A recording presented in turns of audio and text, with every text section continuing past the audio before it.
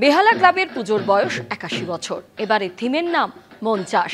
বাঙালি যে আসলে আড্ডাপ্রিয় বিষয় ভাবনায় সেটাকেই তুলে ধরা হয়েছে। গঙ্গার ঘাট থেকে শুরু করে চায়ের দোকান, কফি হাউস, নন্দন চত্বর, বাঙালি মানেই জমজমাট আড্ডা। উপাদানেও রয়েছে চমক। প্রতিমা থেকে মণ্ডপ গোটাটাই মাটি দিয়ে তৈরি করা হয়েছে। শিল্পী কৃষাণু পাল। এবিপি আনন্দের রিপোর্টার হয়ে ঘুরলেন অভিনেতা অনির্বাণ চক্রবর্তী। অষ্টমীর সকালে আমি চলে এসেছি বেহালা ক্লাবে। আর এবারে এদের ৭২তম বর্ষ, এবং এই বছরে এখন তো প্রত্যেক ক্লাবই কোনো একটা বিষয়কে বেছে নেয়, থিম বলি যাকে আমরা। তো এনাদের থিম এবারে মন চাষ। এবার ব্যাপারটা আমার খুব ইন্টারেস্টিং লেগেছে।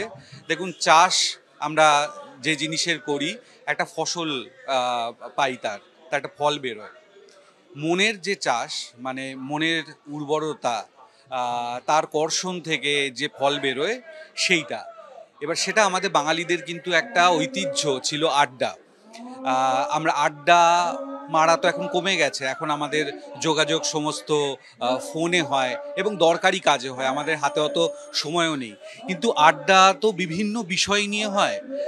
সেটা রাজনীতি নিয়ে হতে পারে, সেটা খেলাধুলা নিয়ে হতে পারে, সেটা সাহিত্য নিয়ে হতে পারে, ফিল্ম নিয়ে হতে পারে।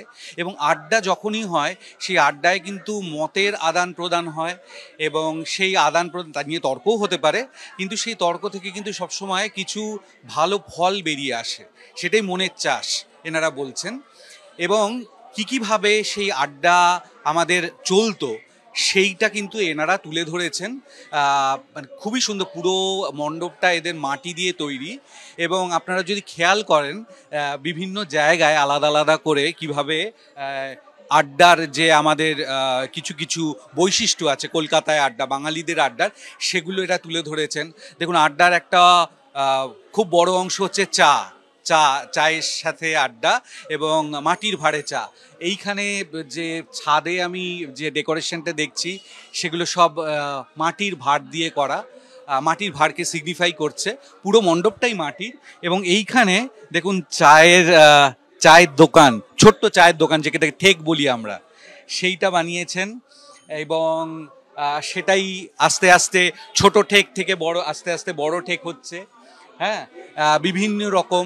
এখানে দেখুন, টি স্টল একটু আপস্কেল যদি হয় তাহলে কীরকম হতে পারে ছোট চায়ের ঠেক থেকে, সেটা আস্তে আস্তে এসে দেখুন এই আড্ডার কথা যদি বলি, আমাদের কলকাতার আড্ডার একটা অন্যতম জায়গা, আমাদের কলেজ জীবন কেটেছে এখানে, সেটা হচ্ছে নন্দন একটা শিল্প সংস্কৃতির যেমন একটা পীঠস্থান, সেরকম আড্ডার একটা জায়গা। এটা আমার দারুণ লেগেছে। নন্দনের সামনের যে অংশটা, সেটা করা হয়েছে। এবং এখানে কি সুন্দর এই তারের ওপরে পায়রা বসে রয়েছে, এগুলো মাটি দিয়ে করা।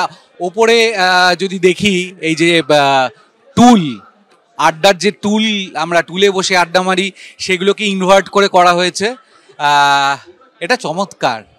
আমরা আস্তে আস্তে বোধহয় সাউথ কলকাতা থেকে সেন্ট্রাল কলকাতা হয়ে আমার মনে হচ্ছে আমরা নর্থের দিকে যাচ্ছি বোধহয়।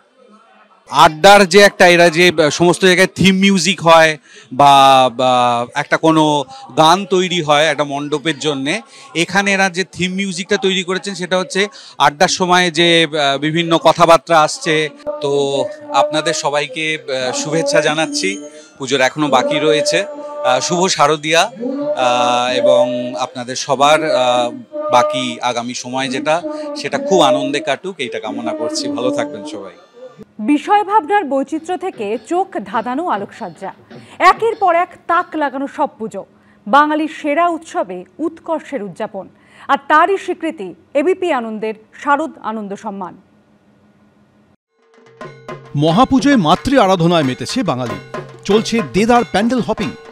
মণ্ডপ, প্রতিমা ও আলোকসজ্জায় একে অপরকে টক্কর দিচ্ছে বিভিন্ন পুজো কমিটি। বিভিন্ন ক্ষেত্রে কলকাতার সেরা পুজোগুলি পেল এবিপি আনন্দর শারদ সম্মান।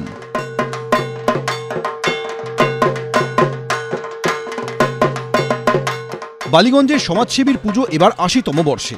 এবার তাদের থিম ১৯৪৬ পথের পাঁচালী। ১৯৪৬ সালে অশান্ত কলকাতায় সেই অশান্ত সময় তৈরি হয় সমাজসেবী সংঘ। সেই সময়ের কলকাতার সম্প্রীতির ছবিটা ফুটিয়ে তোলা হয়েছে থিমের মাধ্যমে। এবিপি আনন্দের ইতিহাস চেতনায় সেরা পুজোর শিরোপা কেড়ে নিয়েছে এই পুজো কমিটি। আমরা এই মুহূর্তে দাঁড়িয়ে রয়েছি সমাজসেবী সঙ্গে। সমাজসেবী সংঘ তাদের ৮০ বছরের এবার থিম ভাবনা বা পুজো ভাবনায় ফুটিয়ে তুলেছে ১৯৪৬-এর পথের পাঁচালী। এই ইতিহাসকে ফিরিয়ে আনাটা খুব চ্যালেঞ্জিং ছিল শিল্পীর কাছেও। হাজারে হাজারে মানুষের মন জিতে নিয়েছে সমাজসেবী সংঘ, আর তাই এবিপি আনন্দ, শারদানন্দ এবার ইতিহাস চেতনার সেরা আমরা সম্মান তুলে দিলাম সমাজসেবী সংঘের উদ্যোক্তাদের হাতে।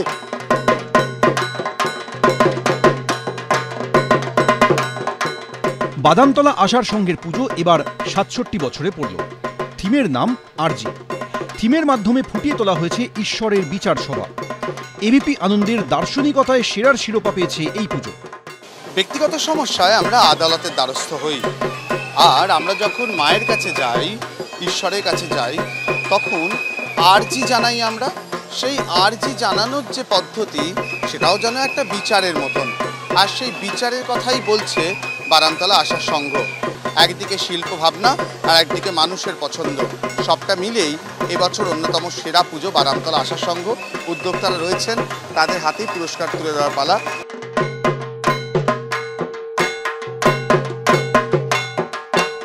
৮৯তম বর্ষে পা দিয়েছে উত্তর কলকাতার জগৎ মুখার্জি পার্কের দুর্গাপুজো। এবারের থিম আর্টিফিশিয়াল ইন্টেলিজেন্স। কৃত্রিম বুদ্ধিমত্তার ভালো ও খারাপ দিক তুলে ধরেছেন শিল্পী সুবল পাল। এবিপি আনন্দর অভিনবত্বে সেরার পুরস্কার জিতে নিয়েছে জগৎ মুখার্জি পার্ক। জগৎ মুখার্জি পার্কের পুজো এবছর ৮৯তে পা দিল। তাদের পুজোর থিম এআই, আশীর্বাদ না অভিশাপ। প্রতিমা শিল্পী সুবল পাল।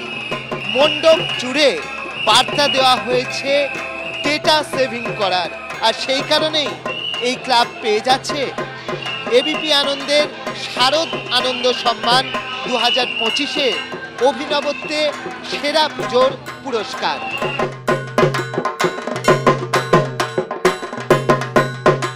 প্রতিযোগিতার দৌড়ে একে অপরকে টক্কর দেওয়া চলছে জোর কদমে। অনির্বাণ বিশ্বাস, অর্ণব মুখোপাধ্যায়, অরিত্রী ভট্টাচার্য, এবিপি আনন্দ। কলকাতা, দিল্লি আর এবার একেবারে বিদেশ। প্রবাসের পুজোতেও লেগেছে থিমের ছোঁয়া। আর এবার কেমব্রিজে আইসিএস কমিটির পুজোয় থিম ইউরোপের শরণার্থী সমস্যা। রীতি মেনে পুজোর পাশাপাশি আনন্দে মাতোয়ারা কেমব্রিজের বাঙালিরা।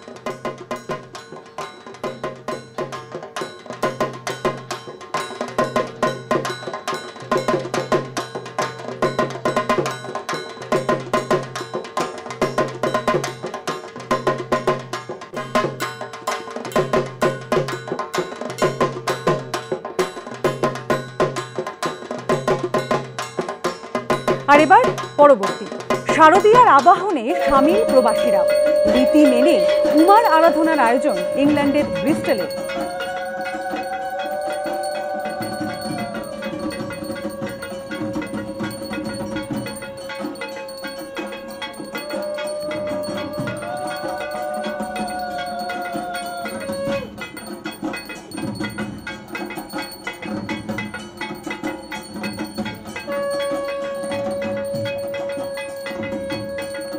আর এবার সিঙ্গাপুর।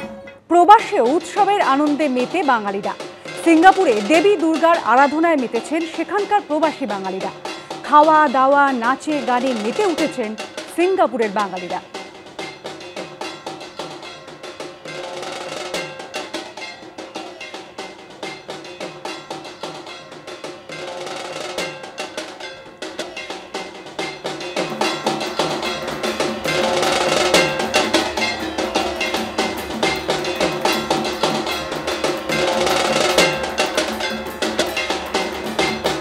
আর এবার ফ্র্যাঙ্কফুটের পুজো।